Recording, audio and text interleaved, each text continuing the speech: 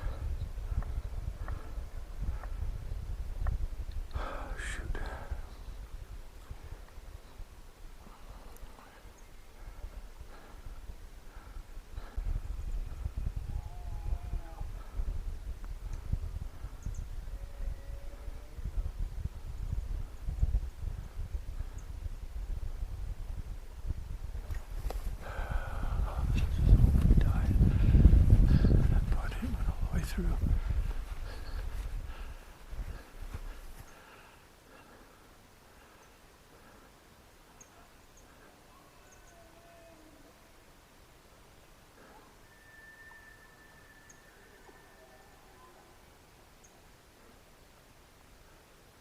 There he is. That's not a good sign. It's not a good sign.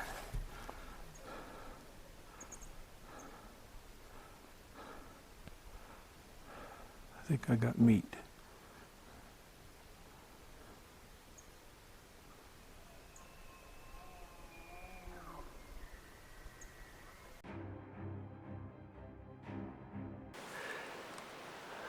I have to be a little quiet. There's a bull. That bull's still over there. So it took me 3 days to figure out how to hunt this unit. First few days I was just running around everywhere trying to figure out what to do, but what I found is these bulls, well, these herds are all, they feel comfortable here. They won't come out in the open until a half hour before it gets too late. So 7:30 is when it's after shooting hours, and so 7 o'clock they'll come out about a half hour before, out in the open. You can catch them moving into the areas, but you have to know where they're living. So today, for example, we have a bull that's here. He's 200 yards away. And we've got two bulls with two herds over here. And they're 750 probably yards away over there. They're split up on that hill. I tried to get that one bull two mornings in a row. Go in there and get him after he's bedded. But he'll bugle at you, but he won't come out. He won't come and challenge you, even if you challenge him back. And he is probably the most significant bull in this whole drainage, because all the other bulls around here, what they do is they wait until they hear him coming out in the open, and then they feel comfortable coming out. So they're waiting. It's not necessarily just him. It's just they wait for a bull to come out in the meadow and start bugling. As soon as one does, then the rest of them will mosey out into the meadows. And this one I was chasing last night, he heard that bull and he started coming down. If that cow hadn't been there, I would have had an opportunity probably at him, because I had a good line on him and everything. But when that cow spooked, it ran past him and it made him change his direction. And he doesn't come out in the meadow too far. He stays kind of close to the trees. I haven't seen him yet. He's a dominant bull. I don't know how many cows he has. There's a lot of things I don't know. I don't have time at night to sit here and just look at him. I have to hunt. So anyway, tonight we're gonna try but there's two bulls over there. One is bigger than the other one. He looks like a 350 bull to me. Again, didn't take that long to look at him, but he looked really big. And so we're gonna set up an ambush for him tonight, and see if we can't catch him as he's coming down with his cows. The problem is the cows always come first. And if the wind's not right or it swirls, they'll smell you. They'll blow the whole thing apart. And without that dominant bull bugling every night, the rest of these bulls won't come down until after dark. So he kind of controls the cadence of this whole mountain. And so far I've been really lucky at not spooking them. I've been stealthy and stayed in the trees and working my way. The problem is that sometimes there's an elk in the trees and they catch me. As long as there's enough commotion going on, other elk, and the whole herd doesn't leave, then it works out. You can spook one or two, even one or two can smell you.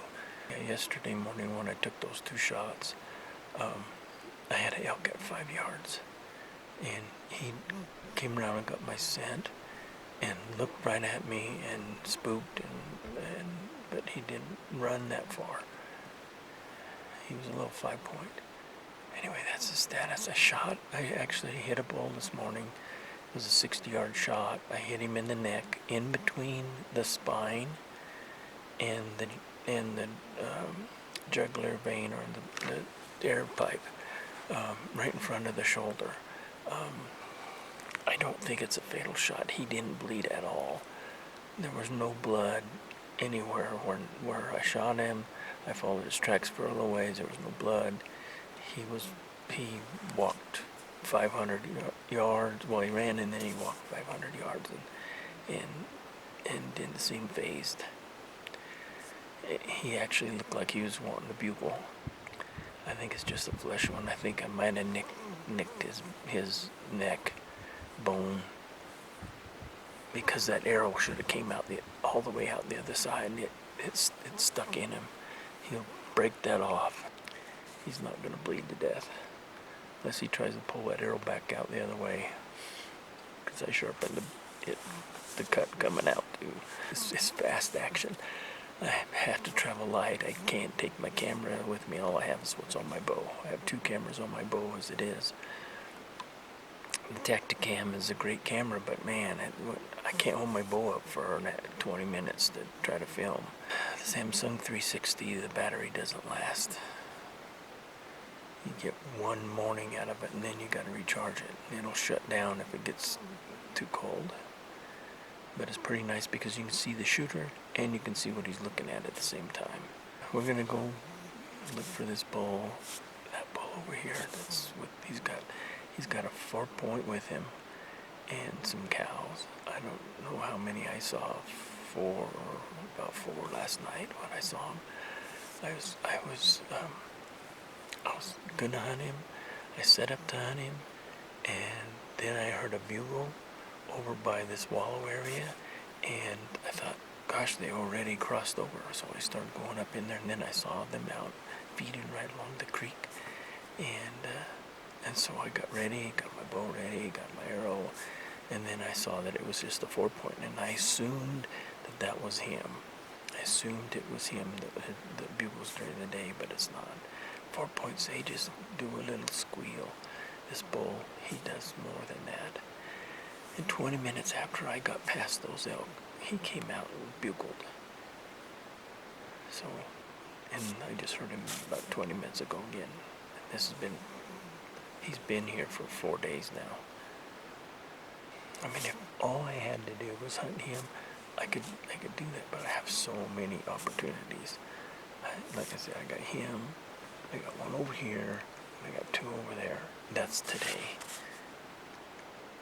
And usually at night, something rolls in every night. And when they get out here in these big meadows, they're not fighting. I heard a little bit of horn action the night before last. Two young bulls sparring. They were just playing around. Because if it was two big bulls going at it, they'd be really loud. So these bulls, for some reason, they're satisfied with the number of cows they got. So that's why they don't come in to fight. Okay, we just put a plan together. We're about 150 yards from where I want to be. I had to put a plan together that's conservative because I'm going to be there for 3 hours probably before they come down. So the wind has to be good for all of that time. When they do come down, I can't let them see me. I can't let them smell me. So I'm going to get as best position I can, and then I'm going to adapt from there. So there's a marshy area that they were feeding in the willows this morning as they went back up. The bull went over there. Next to it is a rocky area and then some trees. So I'm hoping they won't cross over and go into the trees or in the rocky area. I don't think they will. The wind should shift and go downhill. There's no big storms today, so it's right now it's blowing up this drainage right here, and just a slight breeze, kind of more this way. And so when they come down, I'll hear them bugling, and I'll have to adapt and probably have to move, and I'll have to be real careful.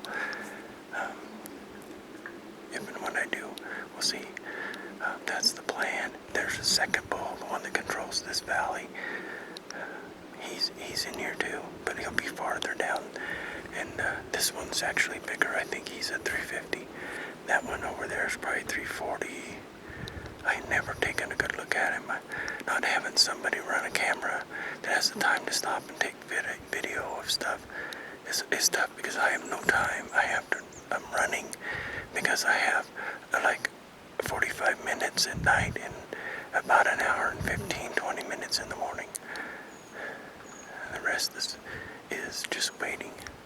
Anyway, that's the thing.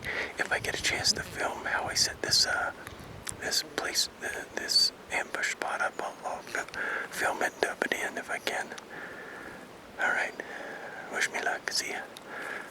We changed the plan just a little bit.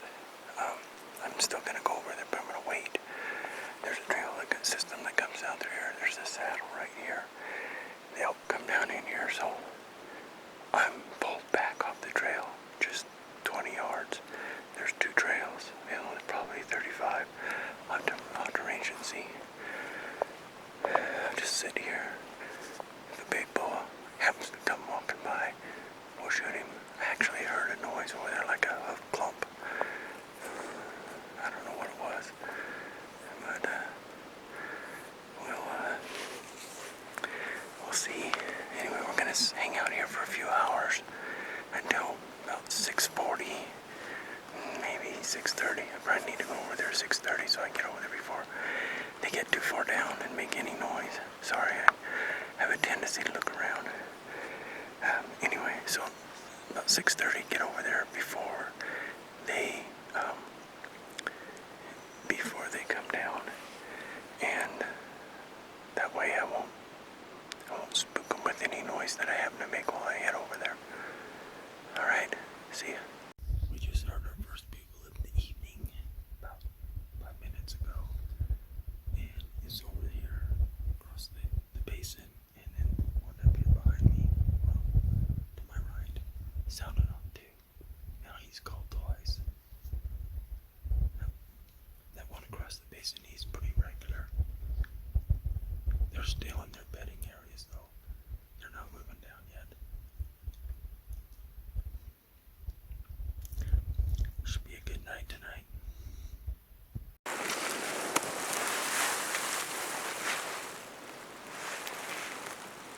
We're at our spot. Thick grass.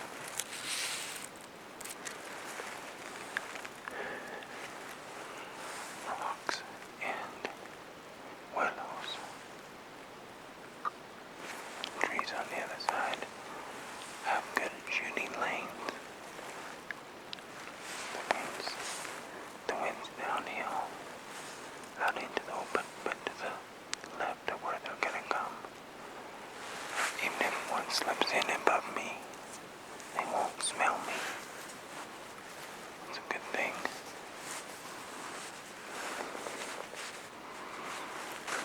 So, we'll see. I'll give you a little tour here.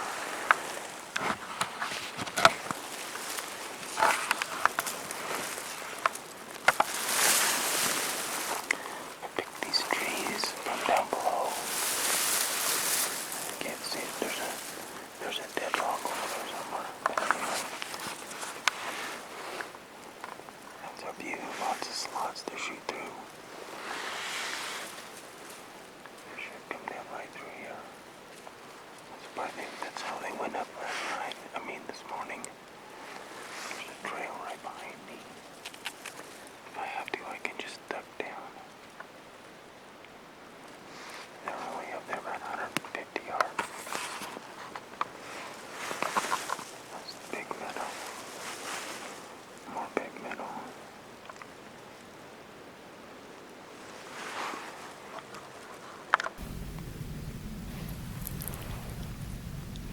Behind me.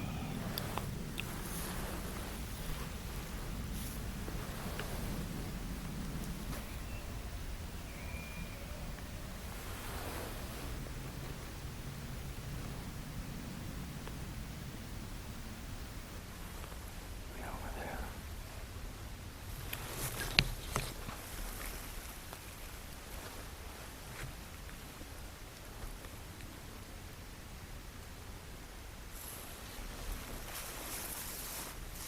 They don't have clear shooting lanes.